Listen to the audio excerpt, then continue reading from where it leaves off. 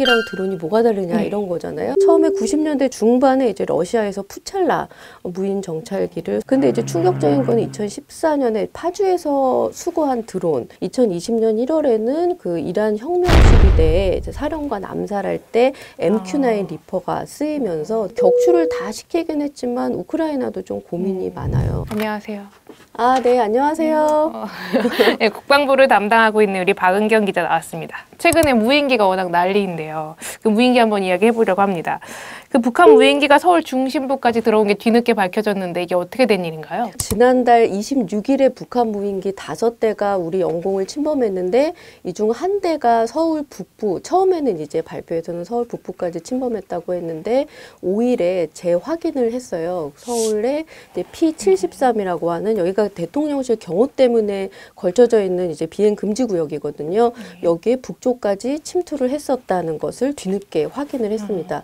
그 전까지는 이제 이런 주장이 제기됐을 때 막 절대 아니다 이렇게 얘기를 했는데 나중에 10일 만에 이렇게 말을 했으니까 군으로서는 굉장히 체면을 구긴 셈이죠. 그 P73은 정확히 어디까지인가요? 그러니까 이게 그 대통령실의 어떤 모 지점을 중심으로 반경 3.7km, 그러니까 이해리에 해당하는 데를 이제 원으로 그린 지역이거든요. 그래서 북쪽으로 하면은 서울시청이나 이화여대 입구, 동대문 포함이 되고요. 근데 이게 예전에는 이제 청와대 시절에는 이게 조금 더 넓었어요. 그러니까 원래는 반경 3.7km는 A구역이라고 하고 또 4.6의 B구역이 있어서 전체적으로 하면 한 8km 정도의 반경이었는데 이 용산으로 이전이 되면서 반경 3.7km로 예, 맞아요. 좀 줄어들었습니다. 이것 때문에 이제 야당 측에서는 줄인 것이 이번 사태의 좀 원인 중에 하나다 이렇게 지적을 하고 있어요. 그 서울 중심부까지 왔다는 게 상당히 무서운데, 맞아요. 예, 제가 이날 좀 이제 근무를 안 하고 쉬는 날이었는데 집에 있었는데 분명히 무슨 소리가 들리더라고요. 저는 무슨 에어쇼를 하나 이렇게 막 창밖을 둘러봤는데 네. 그렇지는 않더라고요. 근데 그날 오후에 이제 무인기가 왔었다라는 이런 발표가 났었는데, 일단 무인기가 뭔지부터 한번 점검을 해볼게요. 드론하고 좀 어떻게 다른가요? 그러니까 일단 무인기는 뭐 그냥 한자 그대로 하면 사람이 타지 않은 비행기, 그러니까 뭐 사전 보면은 원격으로 제어되는 항공기와 미사일 이렇게 말을 하는데, 제일 궁금한 거는 사실 무인기랑 드론이 뭐가 다르냐 이런 거잖아요. 그래서 국방부에 질문을 했는데 국방부에서도 무인기와 드론을 구분을 하지는 않고 쓰고 있다고, 혼용해서 쓰고 있다고 합니다. 그러니까 무인기 2000년대 초반에 그러니까 초반에 본격적으로 등장을 했는데, 이번에 들어온 건 좀 어떤 종류인가요? 이번에는 사실 정찰용 무인기거든요. 그러니까 무인기를 아까 말씀드린 대로 보면 민간용이 있고 군용이 있을 텐데, 민간용은 우리 뭐 잘 많이 보면, 쓰죠. 맞아요. 예. 촬영하기도 하고, 맞아요. 예. 뭐 취미용으로도 쓰고, 그리고 뭐 이제 다니다 보면 뭐 산에도 이제 뭐 드론 금지 뭐 이런 거 써 있고, 그런 것들이 이제 민간용 이런 거일 텐데요. 군용도 두 가지가 있고 정찰용도 공격용 이렇게 두 가지가 있는데, 이번에 들어온 거는 정찰용입니다. 공격적인 무기가 있는 것은 아니고 정찰, 그러니까 카메라가 달린 것이죠. 맞아요. 근데 이제 국정원에서는 이번 무인기, 북한 무인기 그 5대 중에 한 대가 서울 중심부까지 왔잖아요. 그 무인기가 대통령실을 촬영했을 가능성이 있다 이렇게 보고 있습니다. 그래서 그 국정원에서 발표한 걸 보면은 북한이 현재 한 1m에서 2m급, 이번에 온 건 한 2m급인데요. 소형 무인기 20여 종에 500대 정도를 보유하고 있는 것으로 그렇게 파악을 하고 있습니다. 2m라는 건 길이를 말하는 맞아요. 건가요? 날개에서 날개까지. 예, 그렇게. 북한은 무인기를 이렇게 언제부터 개발해왔던 건가요? 90년대부터 공을 들여온 것 같아요. 그래서 일단 기술이 없잖아요. 그래서 러시아나 중국으로부터 무인기를 들여와서, 맞아요. 그걸 개발을 하기 시작했는데, 처음에 90년대 중반에 이제 러시아에서 푸첼라 무인 정찰기를 소량 도입을 해서 요걸 가지고 이제 만들기 시작했고, 이게 이 푸첼라가 5km 정도 고도에서 한 2시간 정도 날아다니면서 영상 촬영할 수 있다고 하고요. 그 다음에 또 중국에서도 이제 무인 정찰기를 도입하게 됩니다. 그 나중에 들어온 거는 뭐 한 3km 고도에서 한 2시간 정도 작전할 수 있다고 하는데, 어쨌든 이런 것들을 바탕으로 해서 북한에서는 이제 방연 시리즈, 이제 예전에 그 중국에서 들여온 것보다 좀 더 대형화된 방연 1, 방연 2를 가지고 있고, 이름이 방연인가요? 맞아요. 예. 그리고 정찰 목적이라든지 아니면 포탄 탄착 관측용 이렇게 주로 쓰이고 있습니다. 20kg에서 25kg 정도를 적재할 수 있습니다. 그 이전에 온 북한 무인기는 좀 어땠나요? 근데 그 굉장히 여러 차례 왔는데 여러 차례 왔나요? 굉장히 여러 차례 왔는데 포착을 못한 것도 있고 포착을 했는데 놓친 것도 있고. 근데 추락체를 이제 수거한 게 2014년하고 2017년인데요. 2014년에는 파주, 인천, 백령도, 삼척에서 이렇게 각각 3대가 발견이 됐고 2017년에는 성주에 위치한 사드 기지를 촬영을 하고 돌아가다가 인제에 추락한 것을 이거는 몇 년 있다가 좀 뒤늦게 발견을 했어요. 근데 이제 충격적인 거는 2014년에 파주에서 수거한 드론 여기서 이제 한 200장 정도 여기 이제 그 일본 디지털 카메라가 이제 탑재가 돼 있었는데 거기 메모리를 무인기에 뽑아보니까 카메라가 탑재돼 있었다. 맞아요. 예, 거기 뽑아보니까 한 200장 정도의 사진이 있었는데 거기에 이제 청와대 사진도 들어있었던 거예요. 그러니까 우리나라 이 곳곳을 촬영하고 맞아요, 맞아요. 그래서 이제 한 7, 8초에 한 장씩 막 찍기 시작해가지고 촬영을 했는데 청와대가 어쨌든 뚫렸다. 근데 또 당시에는 그거를 파악을 못하고 추락태로 발견된 후에 알게 된 거잖아요. 그럼 우리가 이걸 찾아낸 건 아니네요. 추락한 걸 이제 수거한 거죠. 예. 그래서 그때도 이제 탐지, 지금하고 똑같아요. 찾아보니까 이제 탐지 능력, 왜 탐지를 하지 못했냐. 우리 방공망 뚫렸다. 그런 비난들이 계속 나왔습니다. 근데 그때는 청와대는 이제 서울이지만 2017년에는 그 사드 부지, 그러니까 성주가 상대적으로 후방 지역인 거잖아요. 경북이니까. 근데 거기까지 정찰을 한 후에 돌아가다가 이제 인제에서 발견되니까 더 길이도 길어졌고 후방까지 침투를 했다. 그래서 더 심각하다는 그런 목소리들이 계속 지적이 됐었습니다. 그럼 지금까지는 이게 우리가 다 찾아낸 게 아니라 그들의 뭔가의 그 무기적인 결함인지 뭐 드론이 어떤 그 이유는 모르겠지만 그냥 스스로 추락을 한 걸 우리가 뒤늦게 발견한 거네요. 그렇죠. 수거네요. 그때는 이제 이렇게 더 문제가 됐던 것이 왜 사전에 그때 당시 실시간으로 탐지를 하지 못했냐. 그러면서 레이더나 이런 것들을 보강해야 된다는 얘기가 나왔고 이번에는 군에서 그래도 희미하게 얘기를 하는 것이 그래도 이번에는 탐지를 했다. 탐지를 한 것이 발전, 어쨌든 진보한 거라고 이렇게 주장하는 것 중에 하나가 되는 거죠. 그리고 15년, 16년에도 그 탐지는 했는데 우리가 잡지 못하고 그냥 돌아간 궤적들도 있었어요. 근데 상당히 자주 왔었네요. 맞아요. 상당히 자주 왔고 우리가 포착을 못한 것까지 뭐 포함을 하면 얼마나 있을 수 있는지 우리가 알 수가 없는 거겠네요. 맞습니다. 예. 지금 전 세계가 드론 전쟁이라고 하는데 그 러시아와 우크라이나 이 전쟁 때도 드론이 핵심으로 지금 사용되고 있죠? 네, 맞아요. 그러니까 이 전쟁에서 본격적으로 이렇게 그러니까 사용이 되기 시작한 게 이제 이스라엘이 70년대에서 80년대 중동 전쟁 때 이제 방공망을 파악하기 위해서 정찰용 드론을 개발하면서 본격적으로 이제 전쟁에 투입이 되기 시작을 했는데 그 이스라엘이 군사적으로 이렇게 드론을 시작을 해서 성공을 하니까 미국에서도 되게 자극을 받아서 개발을 본격적으로 하기 시작합니다. 그래서 대표적으로는 그 90년대 코소보 사태 때 미군이 정찰용 프레데터를 투입하면서 드론 시대가 본격적으로 열렸다 이렇게 보고 있는데요. 그 뭐 2007년에 테러와의 전쟁 같은 거 하면서 드론 운영이 아주 폭발적으로 늘어났고 2020년 1월에는 그 이란 혁명 수비대에 이제 사령관 암살할 때 MQ-9 리퍼가 쓰이면서 드론이 또 굉장히 또 주목받는 계기가 됐습니다. 그래서 지금은 이제 군사용 드론도 이게 기술이 다 올라가다 보니까 일부 국가에서만 갖고 있는 게 아니고 뭐 이란이나 튀르키예에서도 드론을 양산하기 시작을 했습니다. 그 지난 연말 연시에도 이 우크라이나가 이 드론의 공격을 받지 않았습니까? 네, 맞아요. 그러니까 새해 첫날에도 그냥 우크라이나 무더기 드론 공습을 받으면서 또 이제 주목을 받았는데 이 우크라이나 당국이 그날 격추했다고 1월 1일 당일에만 격추했다고 밝힌 드론이 45대 러시아에서 보낸 게 그렇고요.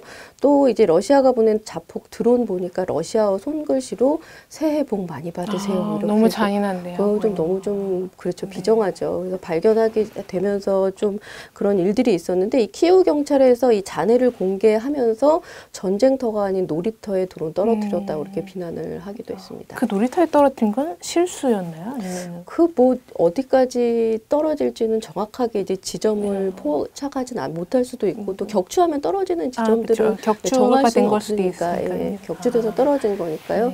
놀이터에 떨어뜨린 것을 의도하지는 않았지만 어쨌든 민간 지역으로 떨어지게 됐죠. 그 예전에 그 사우디아라비아의 정유시설에도 그 정유시설도 드론의 공격을 받지 않았습니까? 맞아요. 그러면서 이제 우리가 이렇게 폭발적인 그 공격력을 가질 수도 있구나. 정유시설은 굉장히 위험 지역이, 위험 시설이 될 수 있으니까. 그래서 예멘 반군이 2019년에 드론을 이용해서 사우디아라비아 정유시설을 공격해서 우리도 되게 이런 경각심, 두려움이 좀 올라갔던 적이 있는데, 이게 작년 3월에도 사실은 리야드에 있는 정유시설이 드론 공격을 받기도 했습니다. 그때는 이제 뭐 화재가 좀 조그맣게 나긴 했는데 인명 피해는 없었죠. 네. 그 최근에는 그 중국 정찰용 무인기가 이 오키나와 해역을 통과했다는 뉴스도 나왔습니다. 네, 맞아요. 그러니까 지난 1일에 이제 중국군 정찰 무인기 우전이 이제 오키나와 섬하고 미야코지마 사이 해역을 지나서 비행하는 게 이제 발견이 됐는데, 이게 고도 한 20km 상공에서 10시간 이상 날 수 있는 진짜 최첨단 무인기. 10시간이나. 네, 최첨단 무인기예요. 그래서 시속이 얼마 정도 될 것 같으세요? 또 시속에 대한 감이 또 전혀 없어갖고 750km나 된대요. 1시간에 750km를 간다는 거예요? 엄청 빠른 거죠. 그러니까 이제 작전 반경이 2000km에 이른다고 하니까 또 얘는 공격 임무도 가능하거든요. 그러니까 일본에서도 또 굉장히 난리가 났었죠.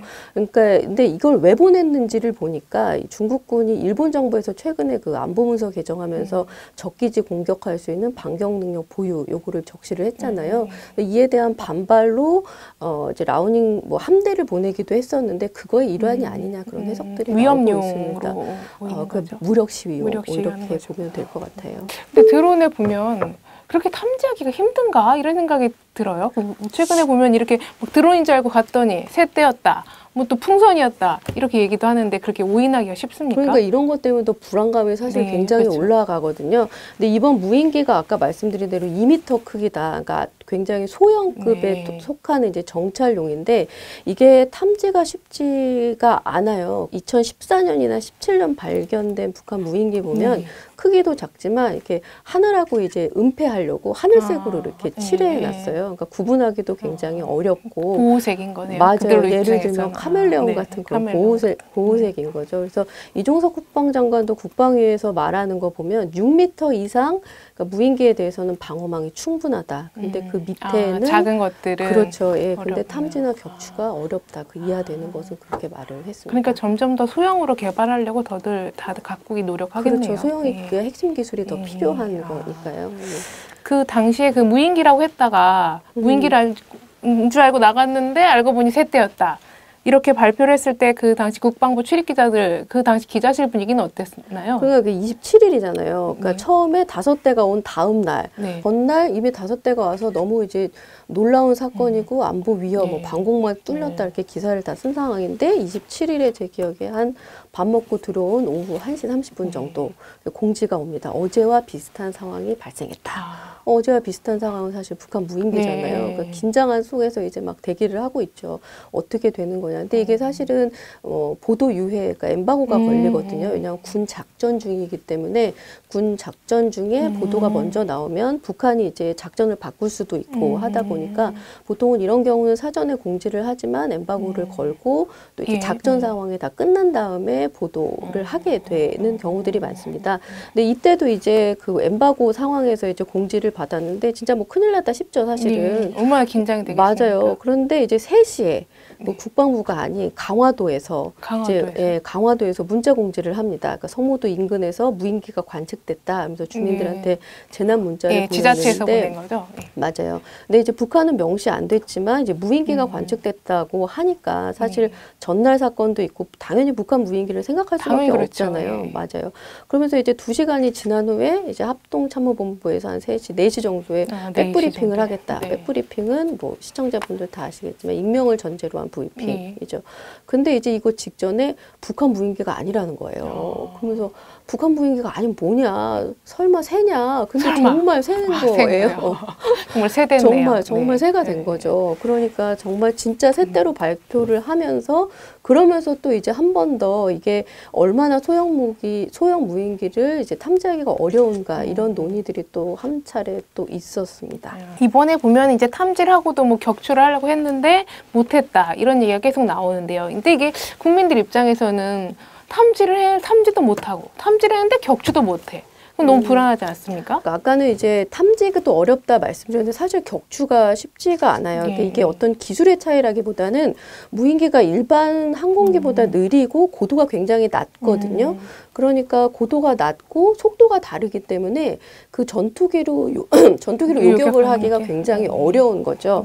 그래서 이제 보면은 예전 같은 경우는 아까 뭐 6m 말씀드렸지만 그 보통 크기가 5m 이상이면 육안이나 레이더로 탐지할 수도 있고 격추도 쉬운데 말씀하신 대로 점점 소형화되고 있고 기술들 소형 기술들로 만들다 보니 그만큼 탐지가 더 어려워진 것이죠. 그러니까 이번에도 기본적으로 이제 대공포나 이런 것들 사격하지 못한 것이 그런 이유들도 있고 두 번째로는 민가가 우리는 이제 너무 가까운 맞아요. 우리는 또 이제 인구 밀도가 높고 사실 그 출연한 데들이 이제 수도권 지역이니까 서울이었으니까 맞아요. 그리고 이제 서울과 수도권 지역이다 보니까 그 주택들이 많잖아요. 그래서 혹시 모를 피해들을 고려해서 정말 마지막까지 고민을 했지만 격추는 하지 못했다. 그럼 이런 좀 상황이 계속 반복되고 있는데 우리 정부의 대책은 있습니까? 우리 정부 뭐 강하게 대책을 발표하면서 연일 뭐 대책들을 쏟아내고 있는데 일단 4일 발표, 그러니까 종합적인 대책들을 발표를 했는데